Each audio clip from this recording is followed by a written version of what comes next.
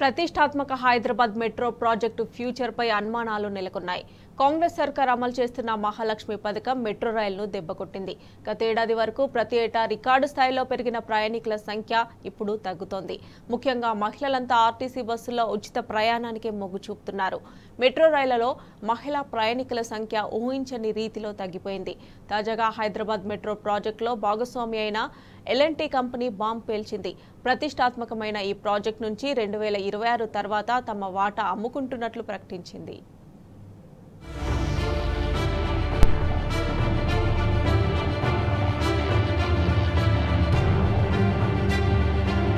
సంక్షేమ పథకం అంటే అభివృద్ధికి దారులు వేసేలా ఉండాలి. ప్రభుత్వం ఉచితంగా ఖర్చు చేసే ప్రతి రూపాయికి ఒక దూరదృష్టి ఉండాలి.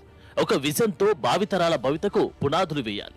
అటువంటి దూరదృష్టి లోపించిన పథకాలు ప్రగతి నిరోధకాలుగా మారతాయి, వ్యవస్థలను దివాలా దిశగా నడిపిస్తాయి.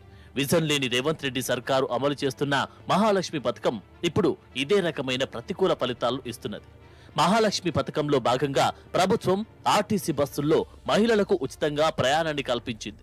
ఓటు బ్యాంకు రాజకీయంలో భాగంగా పర్యావసనాలు ఆలోచించకుండా ఆర్భాటంగా పథకాన్ని ప్రారంభించింది. అసలే అప్పుల్లో ఉన్న ఆర్టీసీకి ఈ పథకం మూలంగా ఇప్పుడు దివాలా తీయడం ఖాయంగా కనిపిస్తుంది. ఇక మహాలక్ష్మి పథకం హైదరాబాద్ మెట్రోపై తీవ్ర ప్రభావం చూపుతున్నది. హైదరాబాద్ లో మహిళలంతా ఇప్పుడు మెట్రో వైపు చూడడం లేదు. 5 నెలల క్రితం వరకు మహిళా ప్రయాణికులతో మెట్రో రైలు కిక్కిరిసి కనిపించేవి. కానీ ఇప్పుడు ఉమెన్ ప్యాసింజర్ల సంఖ్య గణనీయంగా పడిపోయింది. అందుకే ఇప్పుడు హైదరాబాద్ మెట్రోలో తన వాటాను ఉపసంహరించుకునే దిశగా ఎల్ఎన్టీ అడుగులు వేస్తుంది. ఇటీవల ఓ బిజినెస్ ఛానల్ కు ఇచ్చిన ఇంటర్వ్యూలో ఎల్ఎన్టీ ప్రెసిడెంట్ శంకర్ రామన్ ఈ విషయం స్పష్టం చేశారు. 2026 తర్వాత హైదరాబాద్ మెట్రో ప్రాజెక్ట్ నుంచి తాము తప్పుకుంటున్నట్లు ప్రకటించారు.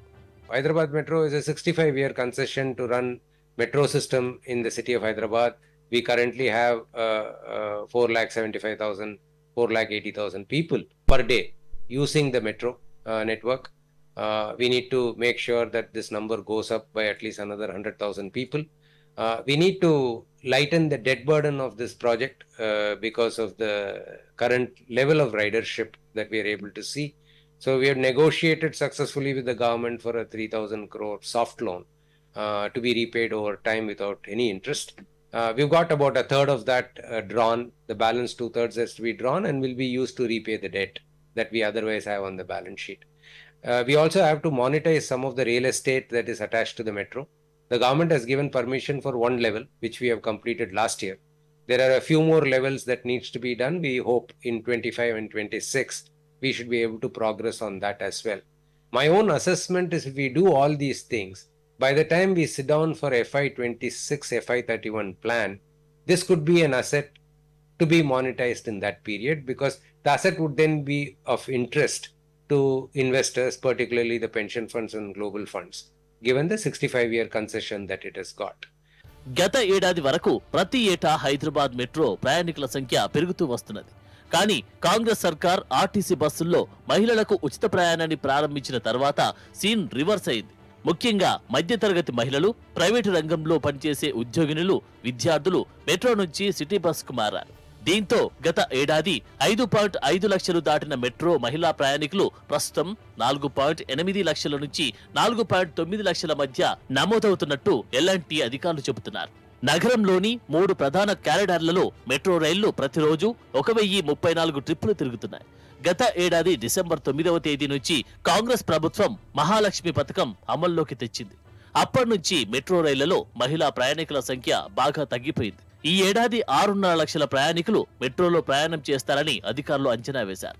కానీ మహాలక్ష్మి పథకం ఇంపాక్ట్ మూలంగా దాదాపు 10% ప్రయాణికులు తగ్గినట్టు గణాంకాలు చెబుతున్నాయి.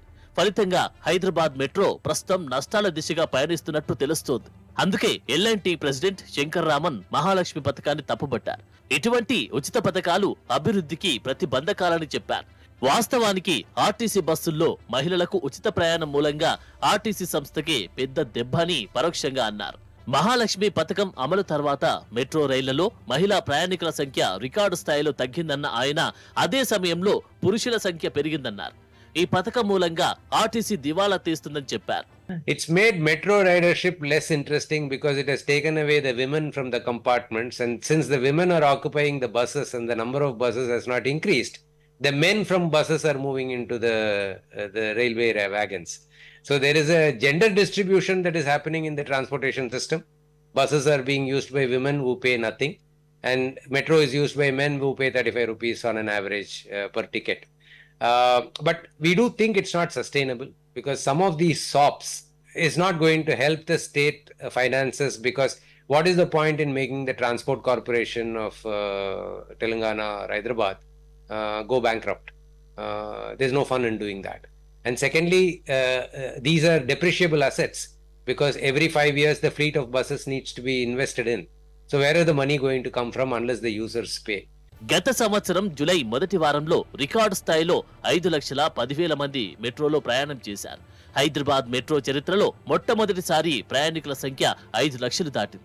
రహదారులపైన వాహనాల రద్దీ, కాలుష్యం తదితర కారణాల దృష్ట్యా నగరవాసులు మెట్రోకు ప్రాధాన్యమిస్తూ వస్తున్నారు. కేవలం నగరవాసులే కాకుండా పర్యాటకులు, వివిధ పనుల రీత్యా హైదరాబాద్కు వచ్చిన వాళ్ళు సైతం మెట్రోలోనే ఎక్కువగా ప్రయాణిస్తున్నారు.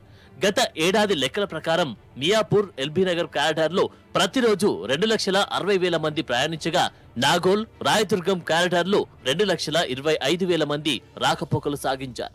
జూబ్లీ బస్ స్టేషన్ నుంచి మహాత్మా గాంధీ బస్ స్టేషన్ వరకు రోజుకు 25,000 మంది ప్రయాణం చేశారు. కానీ మహాలక్ష్మి పథకం కారణంగా ఈ 3 కారిడార్లలో కలిపి కేవలం ఇప్పుడు 30,000 మందికి పైగా మహిళలు సిటీ బస్సులోకి మారినట్లు మెట్రో అధికారులు చెబుతున్నారు.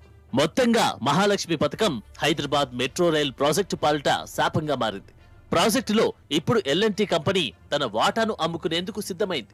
ఫలితంగా నగర ప్రజలకు ఎంతో మేలు చేస్తున్న హైదరాబాద్ మెట్రో విస్తరణపై అనుమానాలు నెలకొన్నాయి.